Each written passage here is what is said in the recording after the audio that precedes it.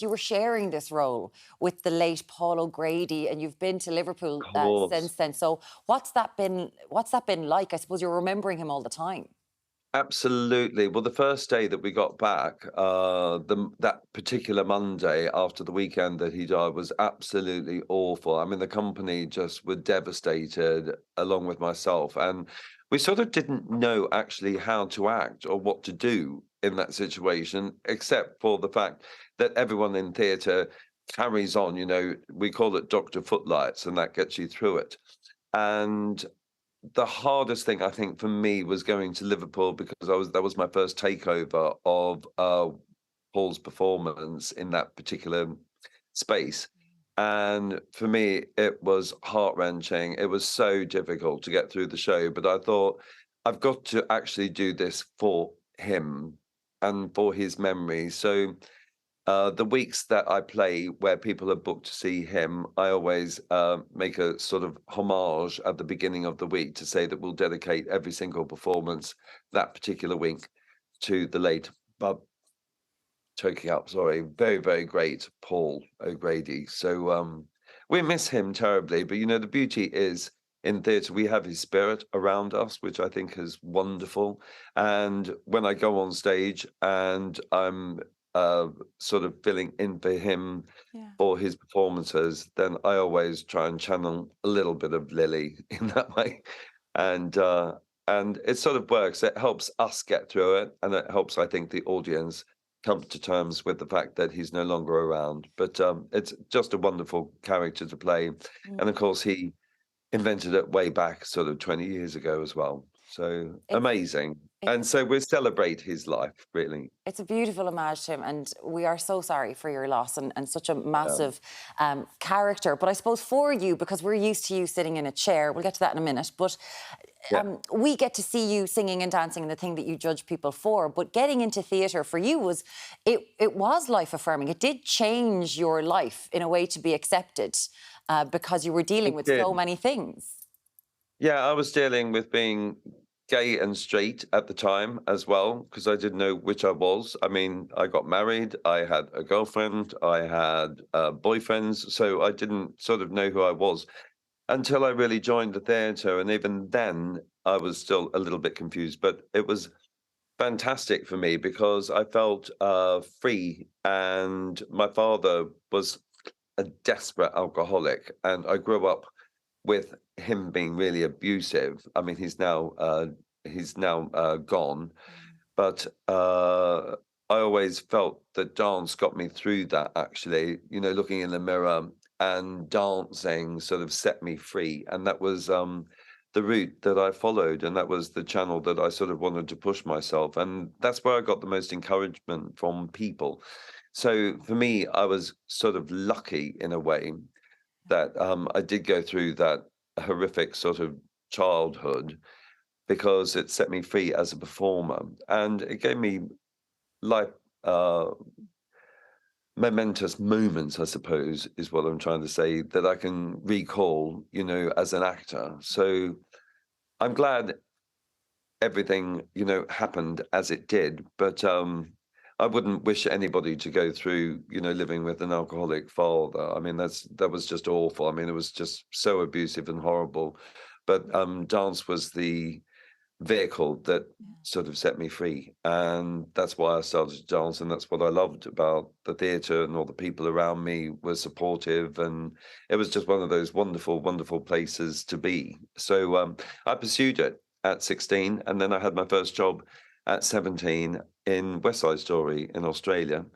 And then, of course, the closing notice went up as soon as I joined the company. So I had 2 weeks in that, and then went on to something else, the Culture Fall, which was absolutely amazing. And then I went to work in Paris at the Lido, and then, of course, in Cats in the West End, and then Miss Saigon. And so my career has jumped. Your career has jumped, Oh, as has your accent from the Australian to the I Craig Revel know. Horwood that we know today, darling. And the That is thing, true. Well, that's because I do hang around the Queen now. She wasn't the Queen before, but she is now, which is amazing. what's going on I with the love it. nails? Oh, they're my Hannigan nails. Oh, they're on. You're good to go. I'm good to go, darling. They are talons of deliciousness. I can't use my iPhone. I can't type anymore. It's a nightmare. I don't know how ladies do it. I really have no clue. But yeah, that's what's going on. I leave them on. I And I'll know. have them in It Dublin. feels And it I feels can't like wait. you should have those out for Strictly More because Craig, I swear to Mm. God, what a performance that you put on because it is one of the best family entertainment shows I think in the world, bringing people together. And I how you agree. get to be that villain. Did that just come naturally or was it like, where are we going to push you?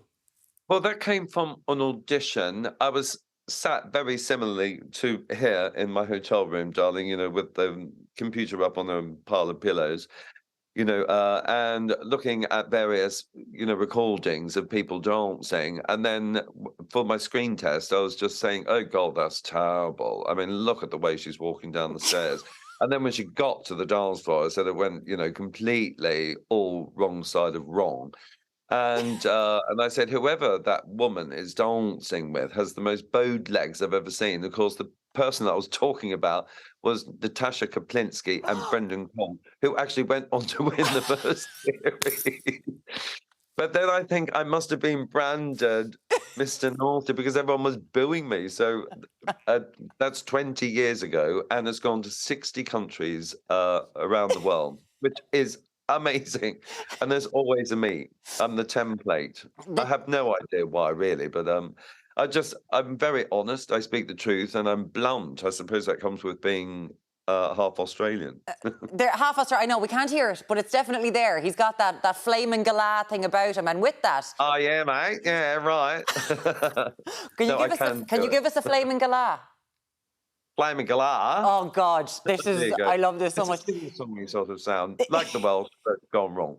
But gone, oh, the Welsh gone wrong. We're going to take that one there. And from this, you did get, and I'm not encouraging violence, and I hope to God this doesn't happen in Ireland to you. Someone slapped you on the street because of your judging on Strictly, but they also love That you. was in Yeah, that was in Newbury. I couldn't believe it. I was walking around. I mean, I was doing a show at the Watermill Theatre, and then I went out just to get some, things for in between shows or whatever, some food. And I was just walking around the square, and then this woman came up to me and she said, "Are you that Craig Revel Horwood?" And I said, "Oh, what? Yes, yes, I am." She said, "From Strictly Come Dancing," and then she just literally went slap across my face.